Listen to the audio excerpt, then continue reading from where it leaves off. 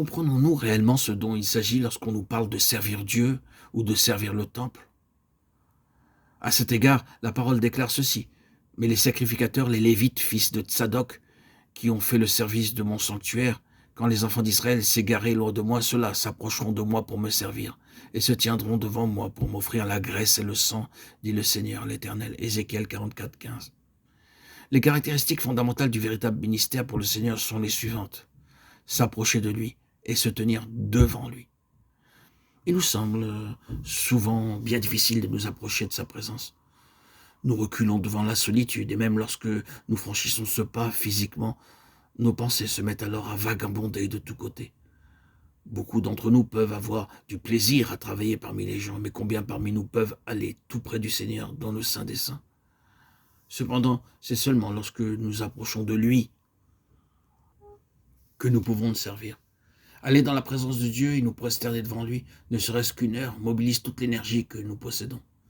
Nous devons être de ces violents pour conquérir ce terrain-là. Mais ceux qui servent le Seigneur connaissent la valeur de tels moments.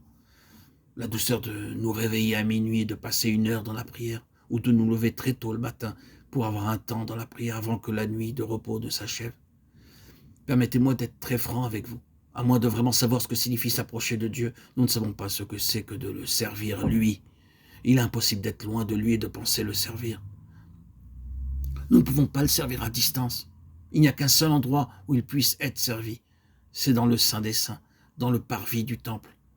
Nous sommes près des gens, dans le lieu très saint, nous sommes près du Seigneur. Le passage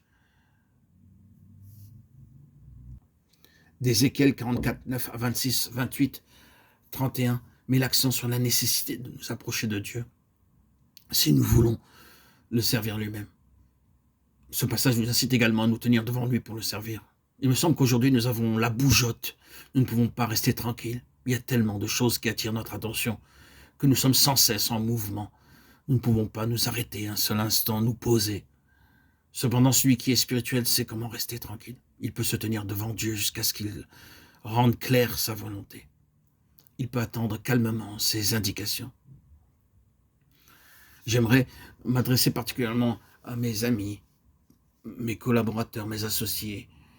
Tout votre travail n'est-il pas déjà planifié, bien organisé? Et tout cela doit bien sûr être fait rapidement. N'avez-vous pas le sentiment qu'une halte, une pause serait nécessaire? Et c'est la signification de ces paroles: approchez-vous et servez-moi. Nul ne peut vraiment servir le Seigneur sans avoir ce que signifient ces paroles.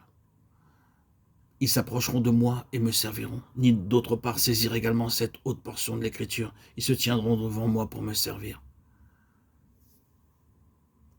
Ézéchiel 44, 15. Frères, ne pensez-vous pas qu'un serviteur doive s'enquérir des ordres de son maître avant de pouvoir le servir?